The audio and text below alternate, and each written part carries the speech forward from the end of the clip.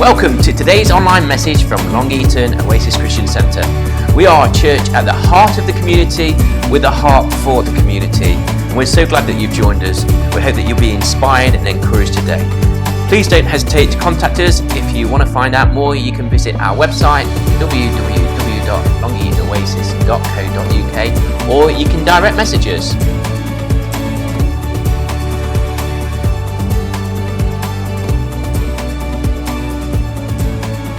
Hello, welcome. It's just really great to be with you today. We're meeting together as a church in person at Church Centre, and it's also really good to be able to meet with you and together online right now. So love is a wonderful thing, but sometimes love does us good, but also sometimes love hurts.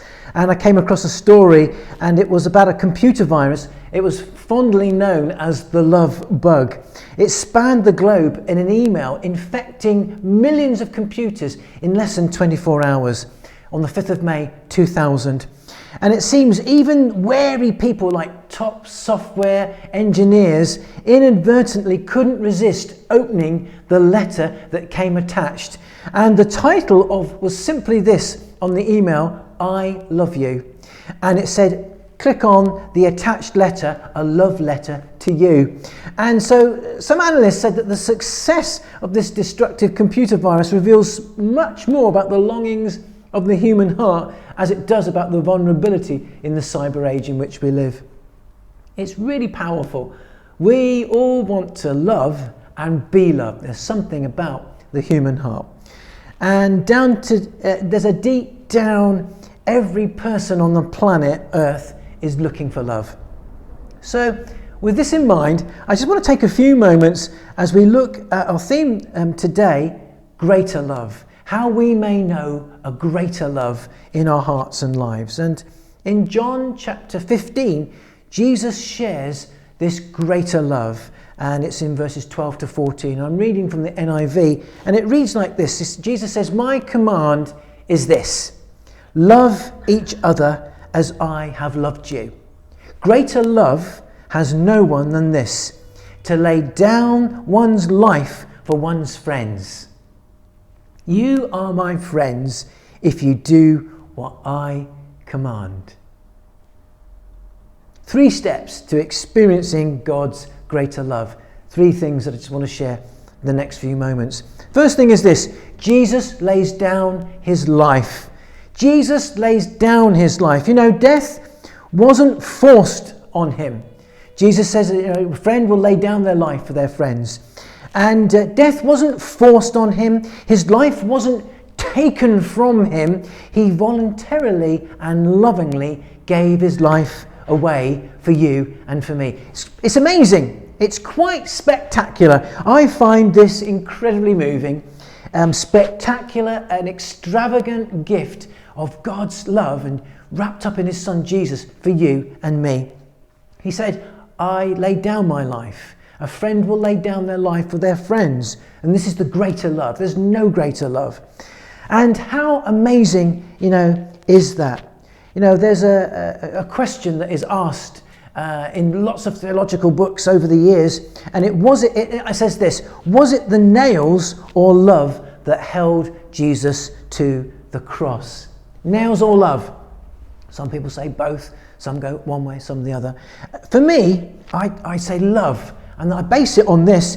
Jesus said to those that were around him, of those around him that were at the cross and pointing to him, and he said to his Father, Father, forgive them, for they do not know what they do. Incredible love through his agony, through his pain, through his anguish, through the blood, through his life ebbing away. He said, Father, forgive them, for they don't know what they're doing to me. Incredible love. It was, I would say love held him there upon the cross. It constrained him. He was constrained by love for you and love for me, love for the world for all eternity. And sometimes this for me and for some of us maybe can be an overlooked jewel in the Christian life. It's like a jewel in the crown of Christian life, and it can be overlooked, this amazing love. I would say just take a few moments to stop, reflect. Jesus chooses to lay down his life for you and for me. He chooses to lay down his life for you and me. And on the cross, as he was giving his life, he's thinking of you and all of eternity. It's incredible. It makes me become overwhelmed, as it were, almost. That on the cross, he's giving his life for you, he's giving his life for me, and he's thinking of you and all of eternity. He wasn't just thinking of the moment. He's God incarnate, fully God and fully man, so he's going through the pain, and in that moment there's all of the pain, the anguish and the agony, but he's seeing you and me. He's not just thinking of that moment and just those people, although he's addressing them, but he's on the whole of eternity that he's looking. The consequences of his death and the giving of his life would affect eternity, and this was what's on his heart, and you and I are upon his heart. That's how great is the love the Father has for you and for me. That's how great the Son has love for you and for me. And so there's this understanding that Jesus lays down. Love makes that he lays down. He loves, so he lays down his life for you and me. Second thing that we see, and as a step towards our understanding and experiencing of his love, is that God the Father raised him to life. Jesus laid his life down, but the Father then raised him to life. Peter gives witness to the resurrection of Jesus on the day of Pentecost. Jesus, the disciples were with Jesus. They lived with him. They saw him go to the cross and die. They went to the tomb and found the tomb empty. Then they were disillusioned. But then for many days, for a number of almost a month, as it were, Jesus appears to them alive from the dead. And so on the day of Pentecost, when Jesus was taken up, we hear Peter. This is what Luke records. Peter turns to the crowd and says, fellow Israelites, in Acts chapter 2, verse 22, he says, fellow Israelites, listen to this. Jesus of Nazareth was a man accredited by God to you by miracles, wonders and signs, which God did among you through him. As you yourselves know, this man was handed over to you by God, and is by God's deliberate plan and foreknowledge. And you, with the help of wicked men, put him to death by nailing him to the cross. But God raised him from the dead, freeing him from the agony of death, because it was impossible for death to keep its hold on him. God raised him from the dead, freeing him from the agony of death, because it was impossible for death to keep its hold on him. Jesus laid his life down and God raised him from the dead. You know, the sting of death was itself stung. That's incredible. Death, which comes to all, which is in the very sense of life, there's death. But the sting of death was stung itself. That sting that is there to come to all was actually stung and taken it himself. We've been released from the prison cell of sin and separation. And this is what has happened when Jesus was raised from the dead. Not only did he overcome death, but all that death had in its power, which is eternal separation from a relationship with God, through the power of sin in our lives. That's living on our own, living ourselves, being self-centered and living without God, and living for ourselves, in ourselves, by ourselves, and without God. It's the power of sin. And so Jesus takes that up and breaks its power.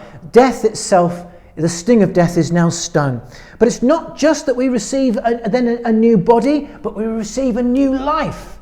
And this was quite incredible. When Jesus was raised from the dead, Paul says to the Ephesian Christians, you've been taken out of darkness into light and life.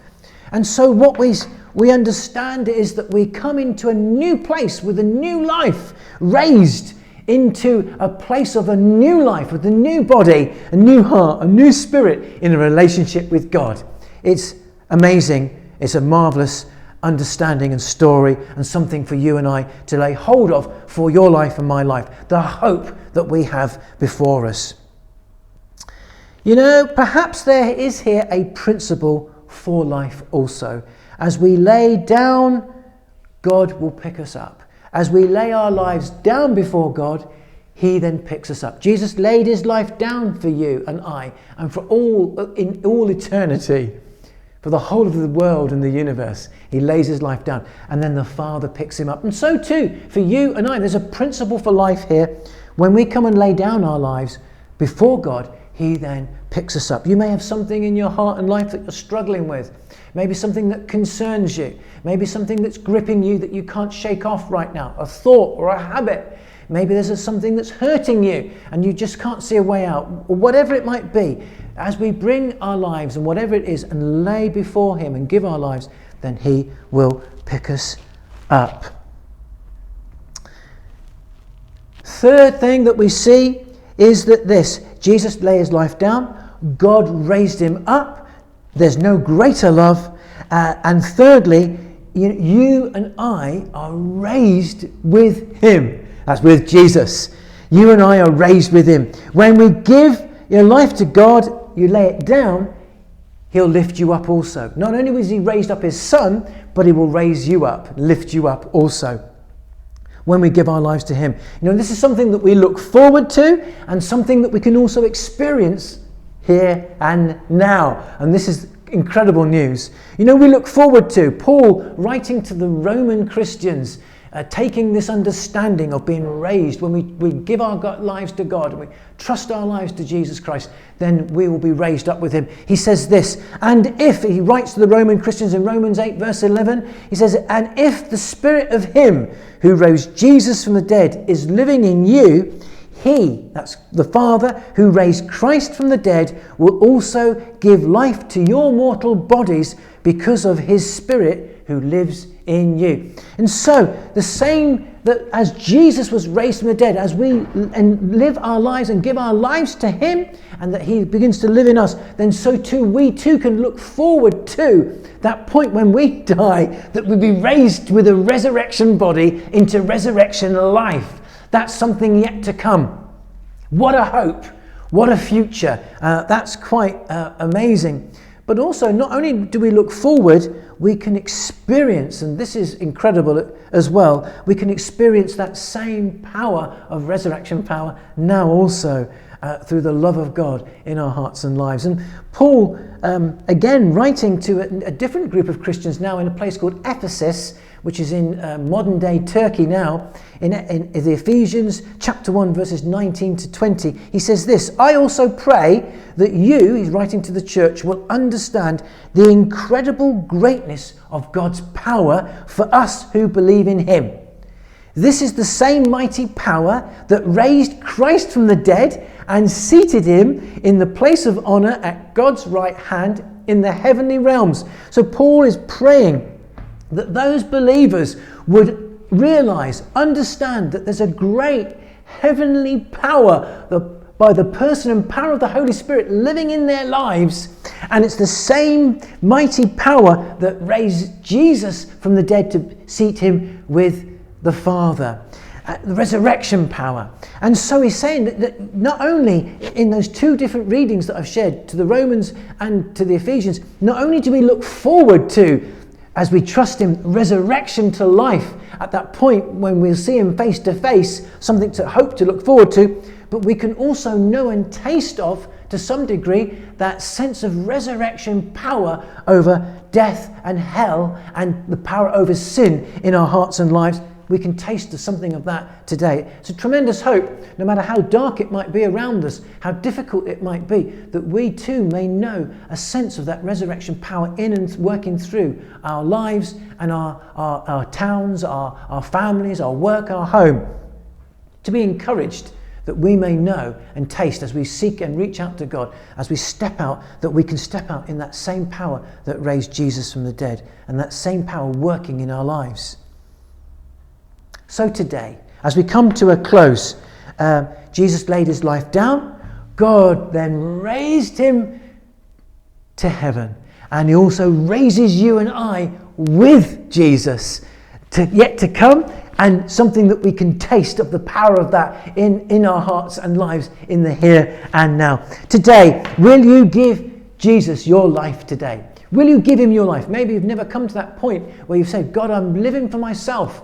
Without you, I want to live for you. I give you my heart and life. And maybe that's something that you maybe need to think and maybe do right now. And for some of us, it might be today that we need to lay down something, or lay down our lives, or something in our lives, or something affecting our lives today as we lay it down before him. And then we say, Lord, I'm giving you my life. I'm giving you that thing that's hurting me, or whatever situation it might be. And he will then begin to raise us and raise us up. There is no greater love.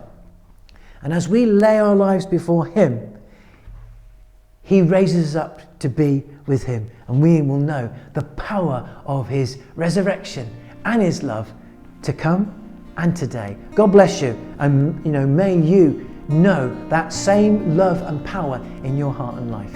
Thank you. My hope is built on nothing less than Jesus' blood and righteousness. I dare not trust the sweetest frame, but wholly trust in Jesus' name. Christ alone, cornerstone, weak made strong in the Savior's love. And through the storm, he is Lord, he is Lord of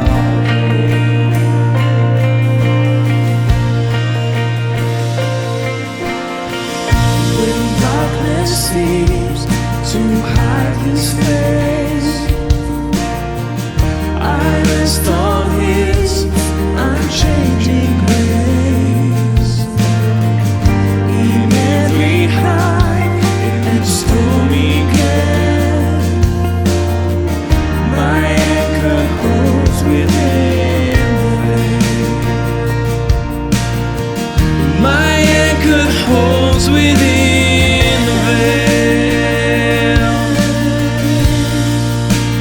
Christ alone, cornerstone,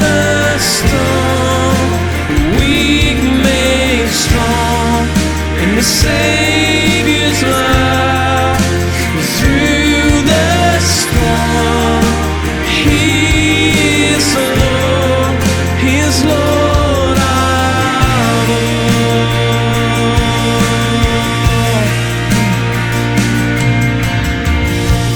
He shall come with trumpet sound.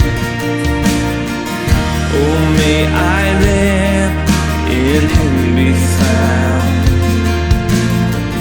dressed in his righteousness alone. Faultless I stand before the throne. Oh, Christ alone, Christ alone, cornerstone, weak made strong in the Savior's love. Through the storm, he is Lord, he is Lord of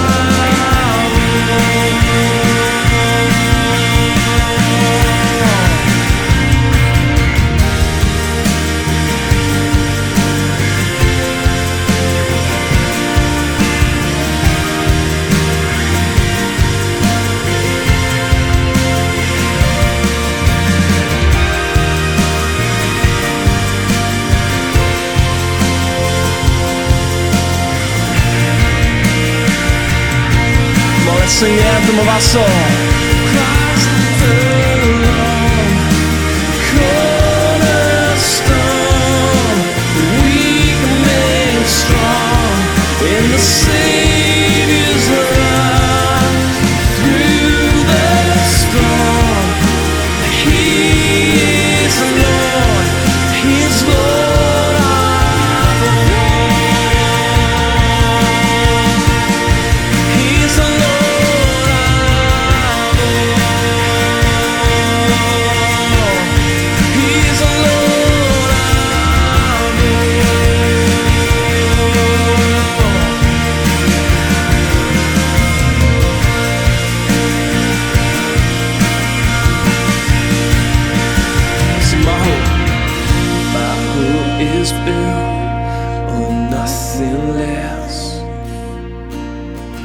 in Jesus' blood, in righteousness.